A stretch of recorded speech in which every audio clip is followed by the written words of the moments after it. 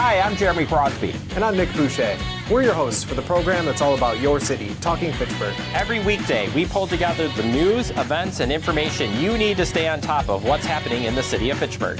Find Talking Fitchburg on cable TV, Roku, Amazon Fire, Apple TV, and our live stream on the web. Plus, you can find all our headlines and stories on Facebook, YouTube, and our video on demand service. This is your city. Keep up with Talking Fitchburg and the issues affecting you and your neighbors. Get connected, Fitchburg. Sign up for Fitchburg Connect, the city's monthly e-newsletter that keeps you informed about all the events, services, and updates that matter to you. Get it in your inbox once a month. Sign up today to get Fitchburg Connect.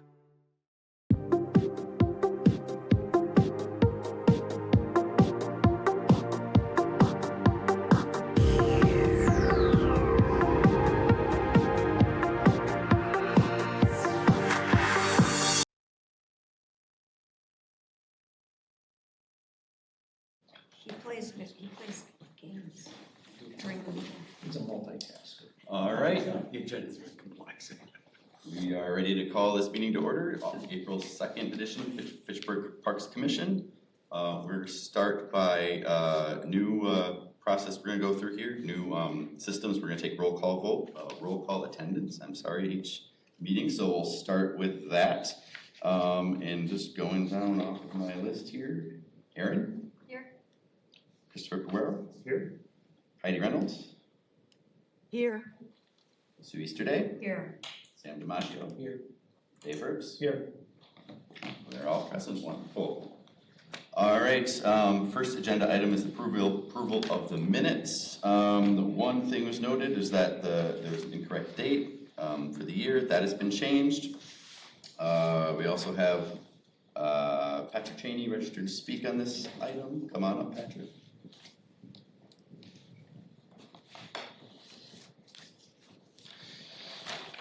I'm registering and opposed because of some points that I will make here.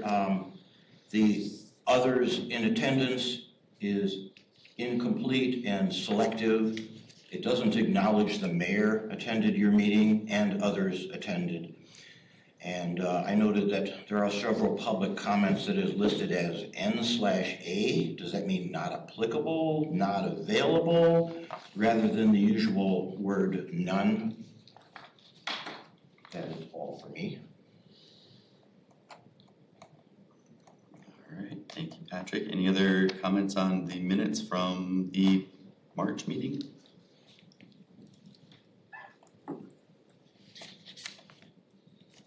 Hearing none. All right, do we have a motion to approve the March minutes? Motion to approve. Second. Second that motion. All in favor, say aye. Aye. All right, thank you very much. Let's see, public appearances. We do have a slip for a public appearance for a non-agenda item. There's three of us for that. Oh, you're here for number 3. All right. You're here, so you might as well go ahead. Okay.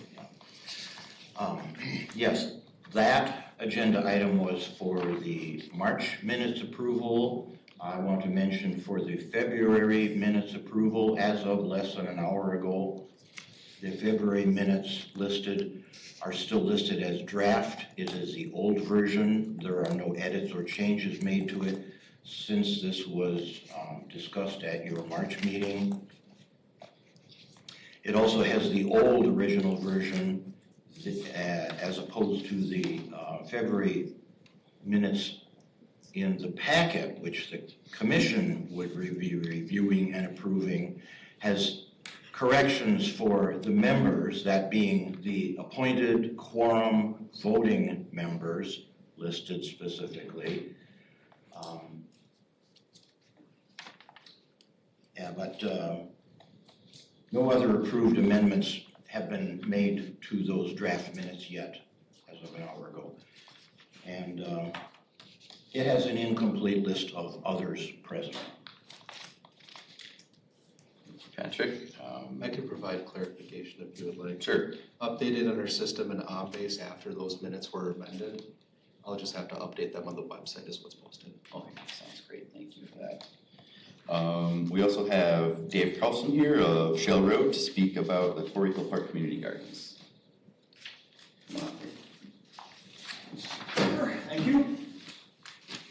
I am Dave Carlson. I live on Shale Road, just a few blocks up the hill from City Hall here. And I am joined by one of my neighbors, also on Shale Road, Jill Matt, who didn't arrive in time to fill out the form registering to speak, but if she has anything to add, would you allow her to chime in when I'm done? Thank you. For 5 years, I have been the city's contact for a coordinator of the Quarry Hill Park Community Gardens. And I'm here tonight to share my concerns and hopes regarding new terms and conditions that have been announced for the 4 City of Fitchburg Community Gardens. I would add that the concerns I have are not mine alone. Before I even saw the email announcing the new terms and conditions, several fellow gardeners alerted me to what concerned them when they got that email. It had apparently gone to my spam folder. So I called Eric Schreiner, and he resent that email to me, and I in turn forwarded it to everyone on the email list of Quarry Hill gardeners. Some of them had not seen the email either. Anyway, at least 4 of my fellow gardeners have written to Mr. Schreiner or to their alders, and I've seen the email exchanges that ensued being copied on some of them. I have not expressed my concerns directly to Mr. Schreiner. I promised someone with whom I spoke that I would try to find out if folks at other gardens had any of the same concerns that I was hearing. So I called Dave Herbst, my counterpart as coordinator of the gardens at Jamestown Hugo Park. And at the appropriate time, he will perhaps be wanting to share his view, the things that he told me. But it's not because he's an alder or he's a member of the commission here that I'm here. It was actually the mayor who suggested to one of the gardeners who had communicated concerns that this be the place where we express our concerns. I look forward to the opportunity to discuss with Eric Schreiner the concerns that we have. I hope that he will hear some of the counter arguments that we would present for the changes that he has introduced. The concerns we have focus on 2 areas: a reduction in services the city offers to provide to gardeners, and new restrictions on what gardeners are permitted to do in the plots they rent. First, the reductions. In past years, the city has offered to till not just new plots being made where there's been only turf, but existing plots for any gardeners who so wish. But this, Mr. Schreiner has announced, will no longer be the case. In past years, the city has also delivered compost and mulch to the gardens on an as-needed basis. But Mr. Schreiner has announced that this year there will be only 1 delivery of mulch at the beginning of the season. And I won't go into the I've seen what he says in explanation of the moves. It's budgetary in this case. But this is not, you can't respond right now, so I'll just leave it for, I'm not trying to go behind Mr. Schreiner's back here. He and I hope will have a chance to talk about this. I'll just say that I do know that government officials and government employees do sometimes change their budget decisions and realign their budget priorities based on public reaction. So I'm here to react. The restrictions that have been announced are also twofold. And let me find where I wrote them down.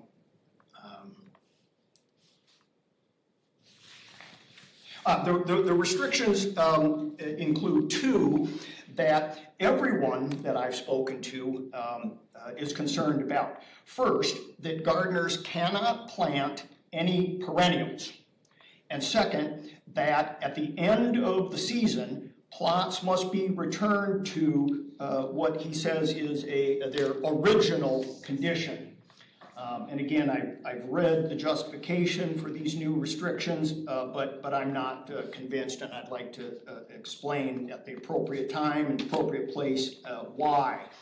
I can just say that these restrictions would be hardships, and I look forward to the opportunity to see that they are reconsidered. Mr. Schreiner has instituted some new procedures for community gardeners, online registration and payment, which looks to be like, I mean, once the glitches with emails going to spam folders is, worked out, looks like a good idea. And I hope that he will take advantage of the opportunity to consult with garden coordinators who've been at this from the very beginning, like myself and Mr. Herbst, because I think we have some suggestions and some alternatives that might be agreeable to everyone concerned. Thank you. Did you have anything you'd like to add? No, just register in support of Dave's comments. Thank you. And I'll just say, I've read the urban forestry report, and I look forward to seeing the city get more forestry staff so that they can coordinate volunteer efforts. That would be awesome. That would be awesome. Just between me and Anna. Okay. Among everyone else. Yeah, absolutely. Thank you for coming in and let us know that. I can just, even though we can't dive into it too much procedurally, I can let you know that I've been a party of conversations that are being had, and it's a conversation amongst folks. So. I'm gonna be talking to Eric this week too, just to let you know. And he's in the meeting. I'm sorry I didn't get the chance to meet him here. Oh, you're Eric. I'm sorry, Okay. thank you very, I appreciate, yes, I welcome the opportunity to discuss. We'll proceed further with Mr. Alden Herbst. Happy to work collaboratively and see what we can do. So. Good. Wonderful, Good. thank you. Okay, thanks. Thanks for coming in. All right, I don't have any other registered public appearances, so we can move on to reviewing and approving the agenda. Does anybody want to make a motion for approving the agenda as written? I'll move approval of agenda as written. Second. Second, all those in favor? Aye. Motion carries. All right, discussion and action items. Before we dig into it entirely, are you looking for this to be this is an action item tonight? We're moving to. This is, yep, so I can provide a little bit of clarification. We went through the draft urban management plan or strategic management plan, offered some input, suggestions. We had a period of public comment at both Parks Commission, Tree Advisory Committee as well. So what we're looking for tonight is those revisions and suggestions have been made from EOCene. So we're looking to see if there are any final recommendations, suggestions, additions at this point before we recommend approval at the city council level. I will say if there are any recommendations for amendments, what we will do is discuss them ideally, and then you can adopt as amended. And those amendments will be forwarded to Anna, therefore Rich, and adjusted within the management plan. Okay. Good plan. To start with, we have Patrick registered to speak in opposition to item 5A. Come on up, Patrick.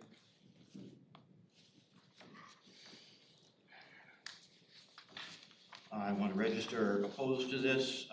I saw no changes or edits made per the public comments that I could find, and if there are any, it would be helpful and good to have a list of them or point them out somehow. There are no written comments included in this from the public survey, included in this. There is no copy of the relevant original resolution -17-18 included, and section 54-78 must be voided and eliminated.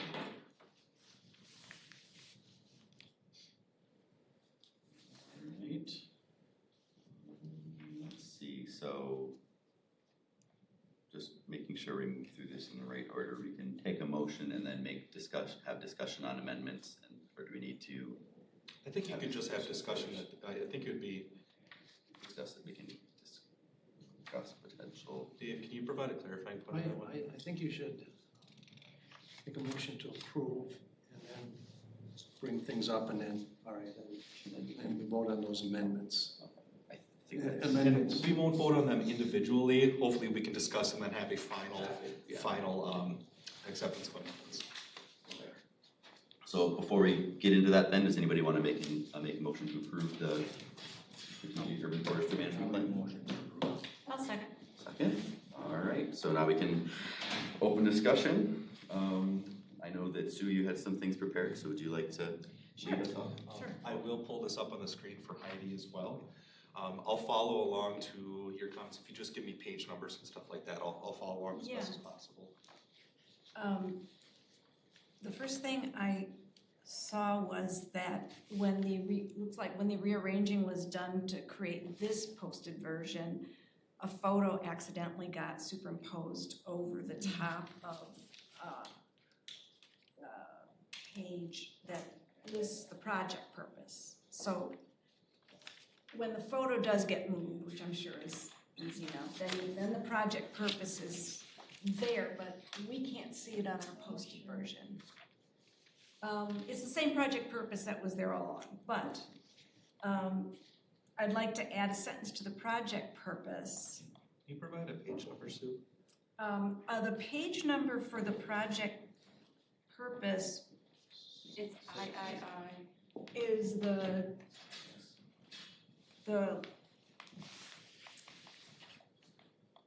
in the packet, I wrote it, is, Page 6 of 77. Yeah, 77. page 6 of 77 in our packet. Yeah, so that project purpose sentence to add is that the Fitchburg Common Council Resolution R-45-25 authorizes this plan, because that is a fact. And I had asked for that to be referenced because nowhere in this whole document do we actually have R-45-25. And Anna and I had communicated with it, and it was just an oversight on Regina's part that those things were not included in the packet we have tonight. So that's step one. What was the number for that resolution again? It's R-45-25. Oh, thanks. And so the next thing was page 36 of the posted forest management plan. That's on page 43 of 77 in the packet.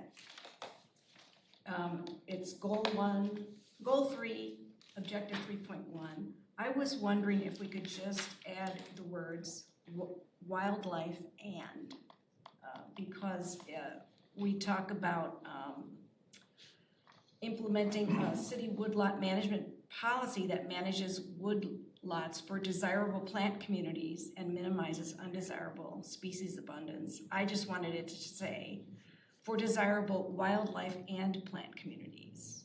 So that's my request, to add the words wildlife and in there. Sorry, I was behind in finding the page. That was under objective. Objective 3. Yeah, and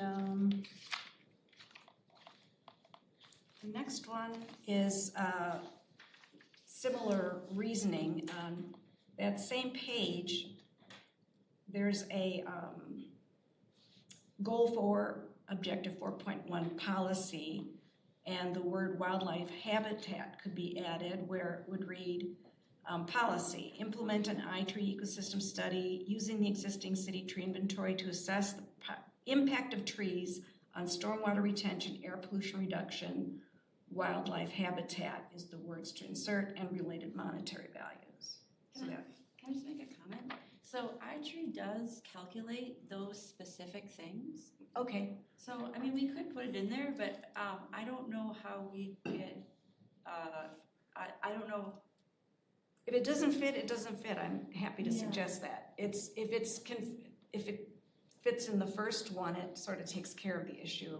Yeah, I mean, I think it's a great idea. I just don't know how we'd measure that. And that's what iTree does, is measures these things. Yeah, got it. So then let's not, skip that. The fourth was there's a graphic on page 8 of the plan, which is page 16 of 77 in the packet. And I can't figure out what it's supposed to really be. If it's left in there, fine, it doesn't hurt anything, but I don't see what it helps either. Oh, that dashboard? Yeah, Okay, so that is, that's an example. So that dashboard is, we have our tree inventory, which is kept up to date. We also have a what's called a dashboard. And so if you look at that dashboard, and there's a lot of information on it, which is, I don't know, I gotta look down and see if you and I are talking about. Are you talking about this? Yes. Yeah, so this is an image from our GIS, and so we have, along with our tree inventory, we have a dashboard that says, like, we have 15,000 maples of, Freeman maples, we have, 4,000 sugar maples, we have, it's got all the species listed, and they're in the number, and then all the ages, and so it's got some, like, big statistics. But is it explained on that page what we're looking at? Because So you need a caption. yeah, because I mean, it trails off, there's a word that doesn't, Yeah, it's just right. it's not enough explanation of why it's there. Yeah, okay, fair enough. I guess that was where I got lost on it. Yeah. And then the last thing about tree, on page 30 of the plan, there's a statement about tree risk management. And is there a different, just more of a question for Anna and for Eric, is there a different standard of tree risk assessment in a woodlot versus street side? Well, so it's the same, so I'll come up here so I'm not like yelling across the room if that's okay. So what Rich is referring to here is the tree risk assessment guidelines that he's referring to. You would use the same, it would be the same thing that you would do for a woodlot versus a street. The thing that would be different is that in a woodlot you'd have different, what we call occupancy, like there's a different, it would be different numbers of targets in the amount of time that they're there. On the street, the occupancy is gonna be probably pretty high because you've constantly got people driving and or driving or walking or whatever. Whereas in a woodlot, depending on where that tree is located, the occupancy may be very, very low. Mhm. So you're gonna use the same tools, it's just that it's gonna be a little bit of a different, your monetary values are gonna be much different mostly because of occupancy and lack of targets. Right, so in the future, when you create the woodlot policy, is there a way of then saving some trees that you wouldn't necessarily save along the streets and sidewalks? Yes. Because it's habitat. Yes. Yeah, Okay. I think that would be covered within a woodlot management Okay, policy. absolutely. Yeah, absolutely, because the occupancy would be very, very low. Yeah. So there's no. So it'd be situational and area dependent. Yeah. So- Okay. So the risk would be very low at that point. So, yeah, no, that's a good question. The other thing, if I can, maybe this is talking too much, that, the other thing that we would think about more in a woodlot than we would think about in the street is, are those hazard trees a hazard to other trees? Are we gonna lose limbs of a tree we really wanna keep because this black locust or whatever is this broken off and gonna come down and damage an oak tree during oak colt season or something of that nature? Yeah. So there's it's the same, but there's different factors that go into it. Got it, okay. And then the last question I had, which isn't an amendment as long as I'm talking here, is that final new item in the appendix at the very end, is that the new addition based on what Alder LaDuca was asking for at the last tree advisory committee? It's supposed to be. Yeah, good. I'm just saying, if that's the case, it is. It's the very last item in the appendix now, which wasn't in any other version. That's the idea. Yeah, and so that is nice because he thought that for alders who have to make financial decisions, it's everything in one place, placing some costs there, those last 2 pages, so. With a priority and then the effort. Yeah. Also. So I thought that was really nice. Yeah. So really the 2 things that remain are here is that we seem to make sense, I think, is that if we can add that 1 sentence to the project purpose, and that ties in with adding R4525, which Rich said he would already do. Mm-hmm. And then in goal 3, objective 3.1, we could use the word wildlife and. Does that sound okay? Yeah. Okay. That's it. I want to say thank you, Sue, for all of your careful edits and looking at this document. I really appreciate it. I bet you'd appreciate it more if it wasn't last minute. No, that's okay. That's okay. No, that's fine. I mean, like, you've read this multiple times, and I truly do appreciate it. And you actually have had some pretty thoughtful things to add, and it's a much better document for your participation. And Sam, you did the same thing, which is awesome. I mean, you all did, but you guys were the most engaged with it that I was aware of. So thank you everyone, and just kind of highlight for our for the 2 folks over here who really did throw a lot of really great comments and really made it a lot better. So thank you. No, you're welcome. For the participation, Anna, thank you very much too. Yeah. I've got things written down here, Sue. What I need to do is put this in an email so we're clear, and then send it to Rich. Yeah. Well, and it has to be whenever we vote as amended. What I would say at this point is if there's any other discussion, open it up. If anyone else has any other recommended amendments. Yeah, did anybody else note anything that they thought needed to be addressed? So what you would do is you would approve the motion as amended. Yeah, so, are we, First you have to vote on the amendments. we have to vote to approve, Yeah. So, And then you move. I'd move to approve the amendments. Second. all in favor? Aye. Aye. Any opposed? All right, amendment's approved, and so we have, we can vote on the motion, the original motion as amended. All those in favor? Aye. Aye. Opposed? It carries. Wonderful. Great report. Thank you to everybody Thank you for very much. putting together such Yeah, a good thank you. report. It's really, I want to, city's better off for having it, for sure. And I would be remiss if I didn't thank the DNR for funding this through a grant and paying the consultant to work on it, so. again, I want to state what I did during the draft process of this. I was not involved in this. This was years of work of Anna's involvement and others' involvement. So this is almost like the completion, like the end of the race, I guess, or end of the marathon, I should say, rather. But thank you again for your involvement and for using all of our boards, commissions, and committees. Yeah, no, we really appreciate everyone's eyes on this, and like I said, it's a much better product for all your input. So thank you very much. Thank you. All right, on to communication. Do we have any communication items for today? Anything on the agenda? So we probably can move right on to staff reports and updates. If I may use Anna one more time, I'm sorry. I would like to highlight some upcoming and additional awards that the Forestry Department has received, and then some volunteer opportunities that Anna has been organizing. So I don't want to put you on the spot, but if you want to highlight some of those, I generally like to highlight a few things within the month report. Absolutely. Do you want me to go right now? Well, yeah, we'll review the additional awards just for clarification. Yeah, so because we're awesome, like all of us, we got a growth award from the National Arbor Day Foundation. I always call them the Arbor Day Foundation. It's actually the National Arbor Day Foundation.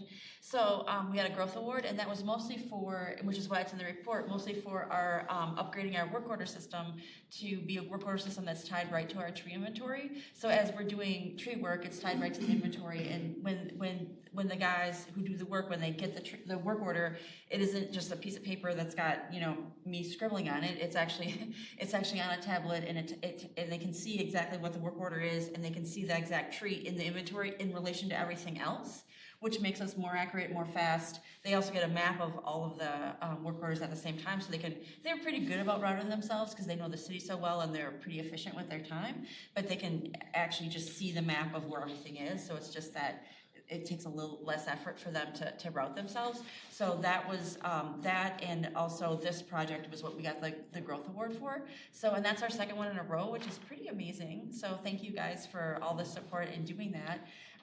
And we also got, you guys know about the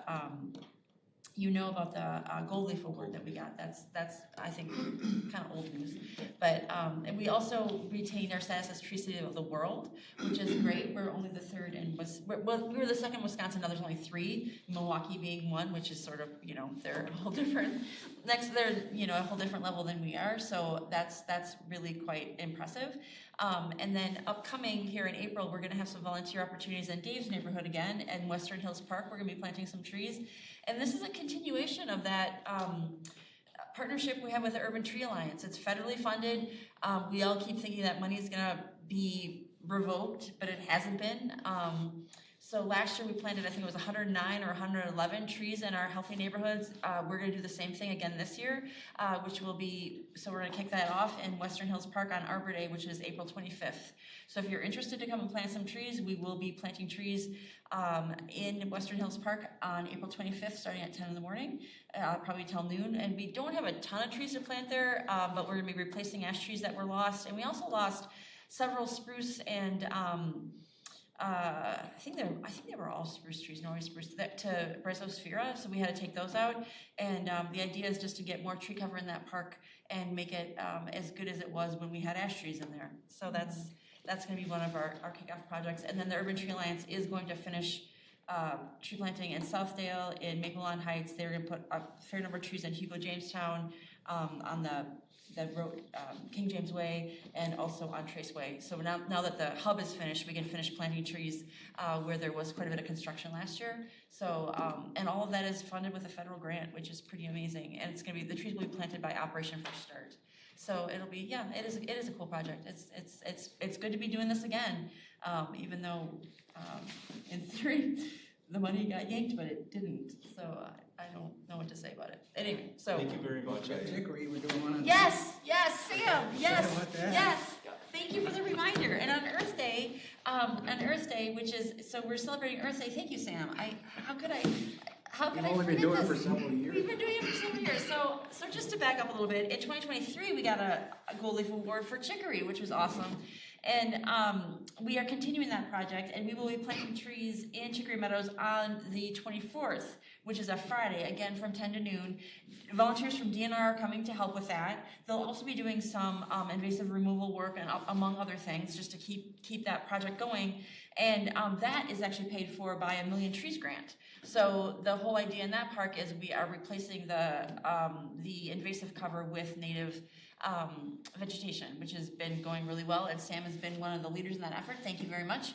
And we are, I think, in the 5th year of that project, and it's tremendous. Yeah, we've been over there. Tremendous.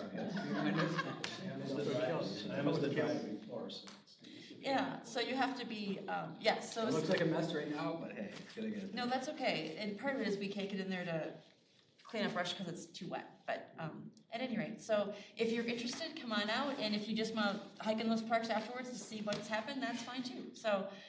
Question for you. Yes. Some of our ones that we planted in Jamestown, Hego didn't survive. We're going to replace them. Okay, I was gonna say, Yep. do you have enough that we can replace? Yeah, we do. Replace Yeah, them? yeah, we will. I'll see if I can get some volunteers. We do set up to do a little better job helping get in water this year.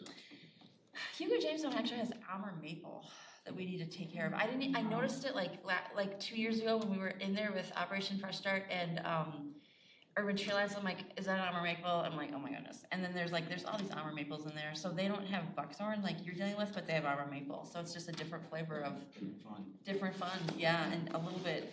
Yeah, anyway, so yes, so long story longer, Dave, yes, we will be replacing some of those trees. Okay, well, I'll try to help you, try to tell the friends, see if we can get something up that we can get a kid to, would wanna take that on. That'd be get them awesome. watered.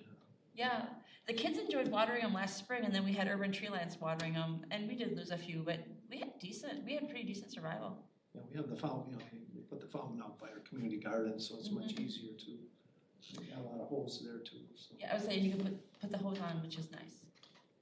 So at any rate, thank you guys all for caring about trees. Is there any questions or comments for me? We're rocking it out like usual. And I was gonna say, and Sue's got all kinds of plants coming, which is wonderful. Thank you, Anna. I just felt it Yeah. appropriate. It's Yeah. Arbor Day month and Earth Day month, so It thank you is. for being, I didn't want to put you on the spot, No, but no, thank that's you very fine. much for That's totally fine. Highlighting some of your successes Yeah. last month. Yeah, absolutely. And like if anything comes up, send me an email, give me a call, stop in. We're always here, happy to help. And I guess the plants that Sue's got coming, we'll put a pin in that because that will probably be in May, I think. Yeah. And those are again donated by the Monarch Project. Yep, some of that and some of just the neighbors who donated to the plant Dane. Right. Yes. So that'll be a project in May. So we'll say that for the next meeting. Yep. So, well, thank you Thank all you. very much. Yes, have a nice evening. Thank you. Enjoy the rain. Did you ride your bike, Dave? I did not. That's when you know it rained really hard. It takes too long to clean it after. Yeah. Eric, any of the other staff report items you wanted to touch on? Staff is getting geared up for spring cleanup and basically spring opening of some of our facilities. We did open up the pickleball courts previously, but then we had nearly a foot of snow.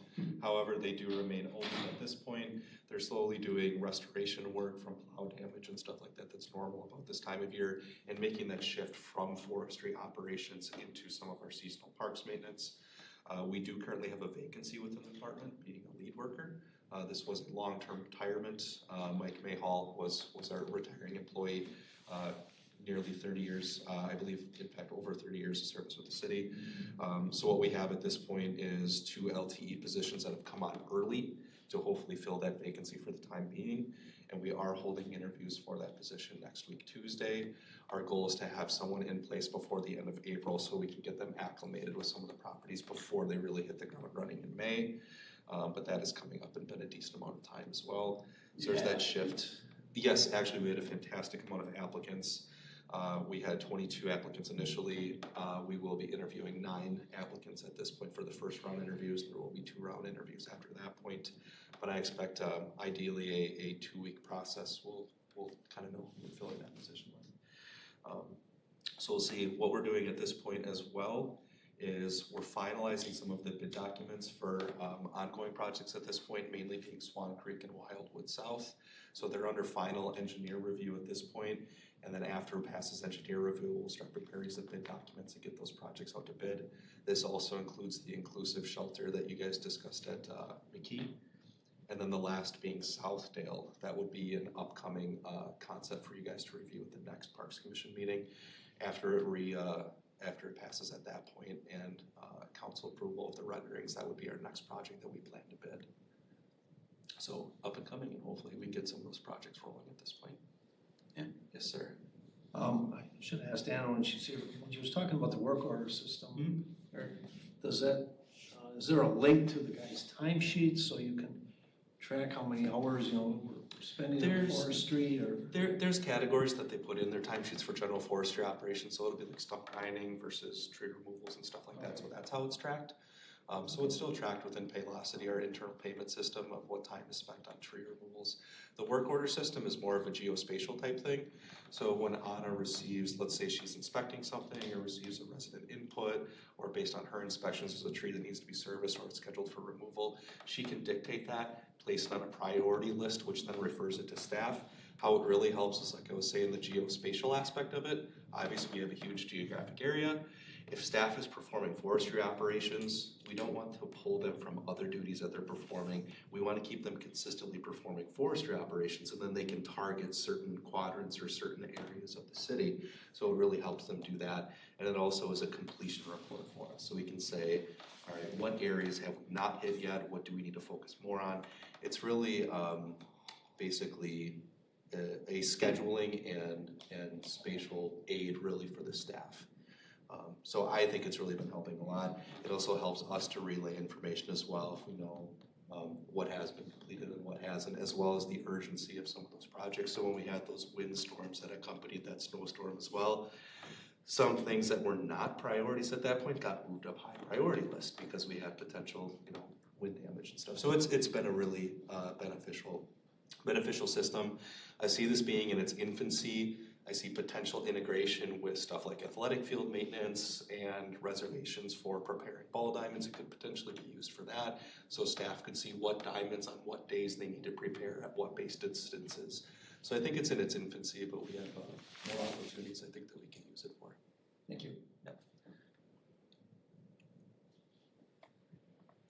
All right, future agenda items, any known ones we have at this point, other than the ones you just mentioned? Obviously, we have all Southdale. we have Southdale. For sure, Southdale. That will be on the May 7th meeting. It's being referred at council on the 14th next week.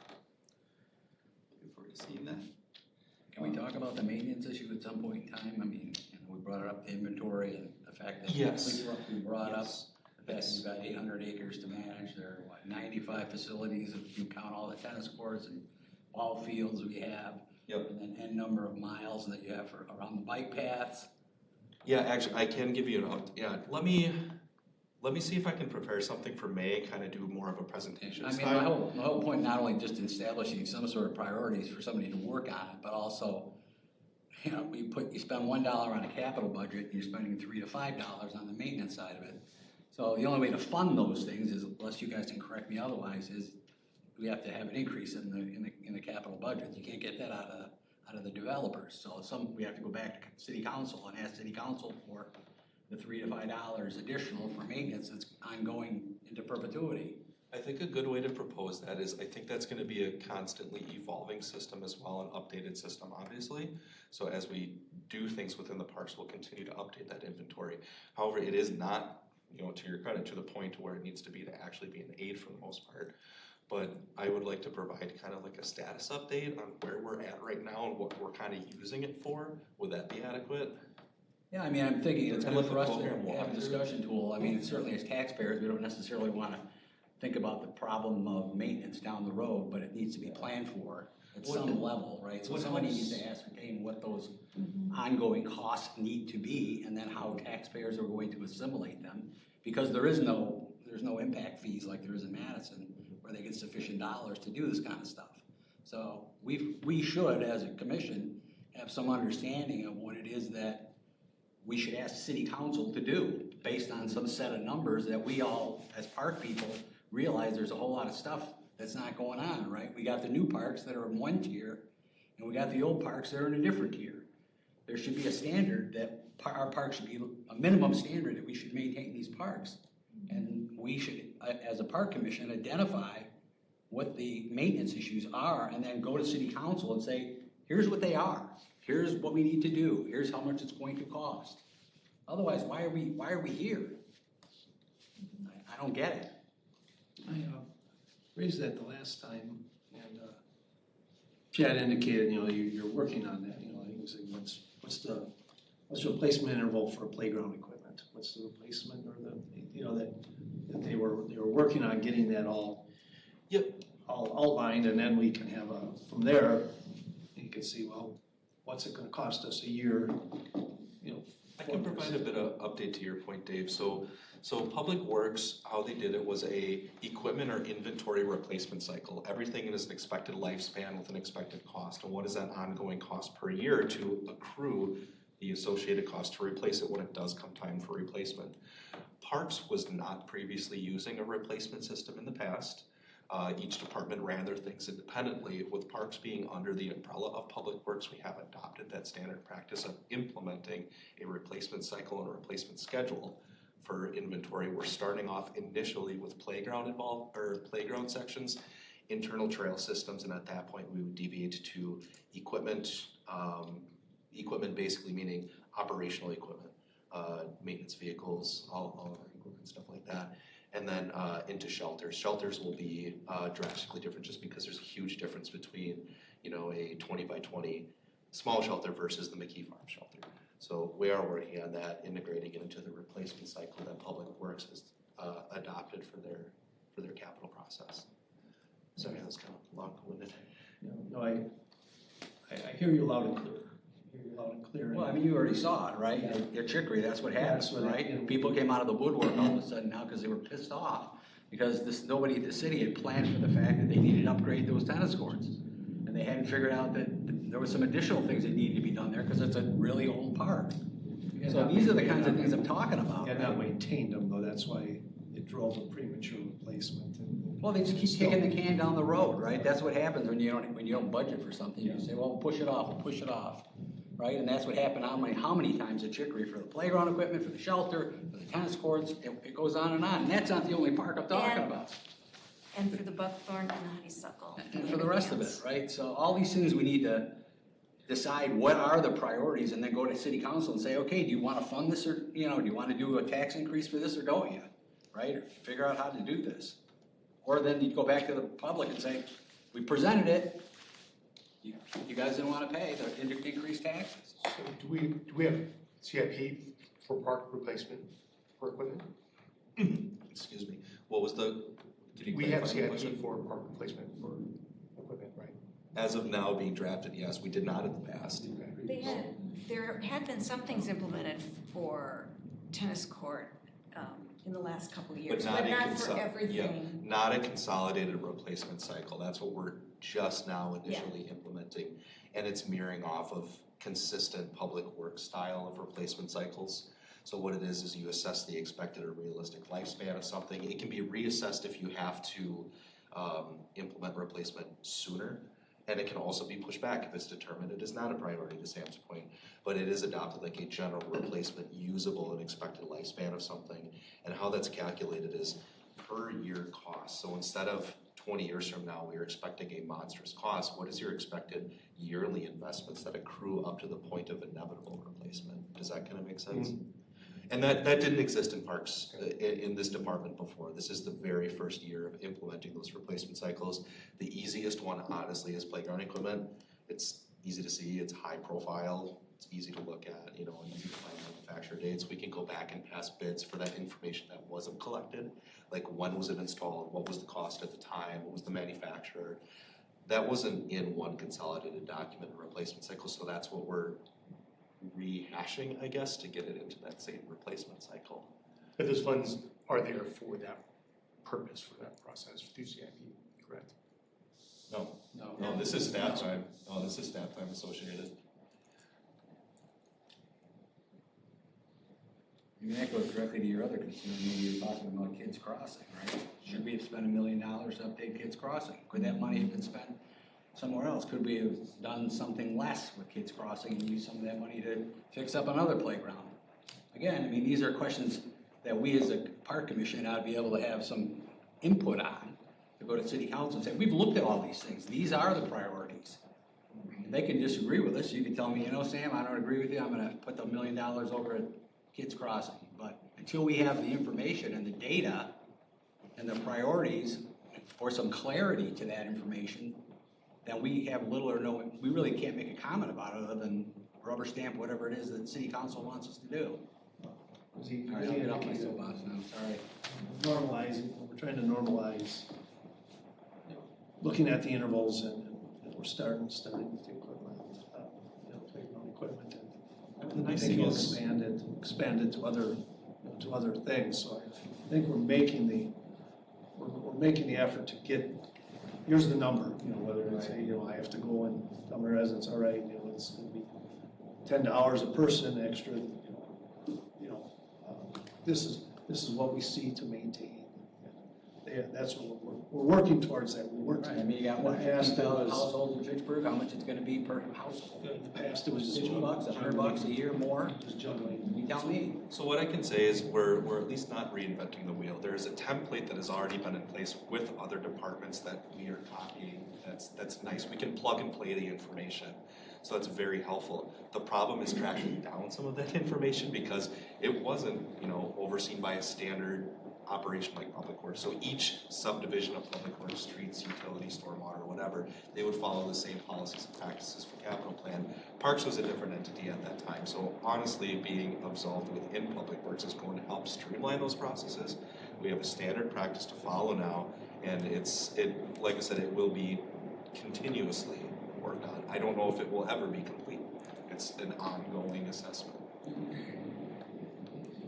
Well, We look forward to seeing a in progress update at monthly meetings. And maybe that's going over what that process is for capital involved, but I'm not quite sure. I can see let me talk to some other staff too and kind of see what that would look like and see what I can prepare for you guys, and I'll reach out to you, Chris. It'd be a good thing for you to report to us on it. I'm sorry, what was that? It'd be a good thing for you to report, bring back that process.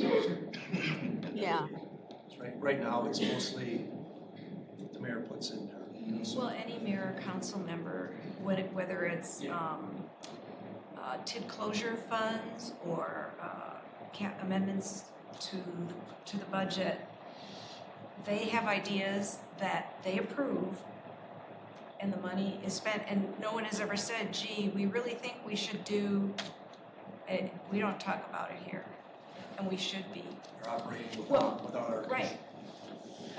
And then just the other quick comment is when we did the approval of No Oaks, I made the remark that we have the outlines of a park. The park has trees, and the trees have invasives. And every time, in the whole time I've been here, there's never been a discussion about how do we clean that up. And the money ends up being spent on the equipment, like playground stuff, which is expected. But then we just move on, and then it just keeps getting worse, so. It's another thing to talk about down the road. So what that'll look like, I'm not quite sure. Let me touch base with some staff first, and then I'll keep you posted, Chris. Sounds good. All right, I think that about does it for us tonight. Anyone want to make a motion to adjourn? Are you gonna mention your bike thing? Before you go. Oh, I'm sorry. Yeah, so Saturday, Bikes for Kids, I have my annual distribution, and this year it's in Belmar, last year it was in Jamestown. So, there's a number of groups helping on this. The Friends of Fitchburg Parks is helping, the LA Drive, Dunsmarsh Neighborhood Association. Like Fitchburg is playing a big part in that, and LA Wellness Center is also involved in it. So we have a lot of people coming together to bikes to young kids that put a lot of smiles on it. So my it's favorite. Thank you, Dave. 10:30 to, 10:30 to 1. if anybody wants to help hand out bikes, the location is at the Belmar Hills Park, and anyone who wants to volunteer, if you get there at 10:30, then we sort of figure out what we're gonna do. Can you clarify the date, please? It's this Saturday. 4th. Yeah, and that's and the actual bike handout is 11 to 1. The kids are mostly pre-registered. I'm sure it'll still be pandemonium. They get helmets.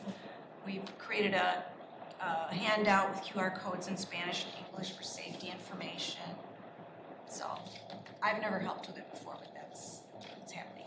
What is it, the announcements? Organized chaos. Thank you, Dave. Sounds like a great I event. appreciate it. It sounds like an awesome event, so thank you very much for helping us during this season.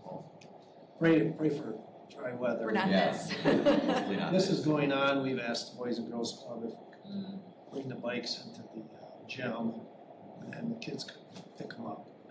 Pick them out. We have the street closed off, Red Arrow Trail. Bike Fitchburg does an obstacle course, bike training, but obviously if it's raining, we can't have that. But we still want to distribute the bikes. I don't have a rain date. A lot of times you say you go to the next day. Well, it's Easter, and people are traveling, or they have things with their families. So I need to distribute them on Saturday, one way or another. I want to have 100 bikes at my house. Any other announcements? All right. Now how about a motion to adjourn? Motion to adjourn. Second. All in favor? Aye. Aye. Adjourned at 6:56, and Sam did let me know that he would have to scoot out at a certain time, so that's why he absconded for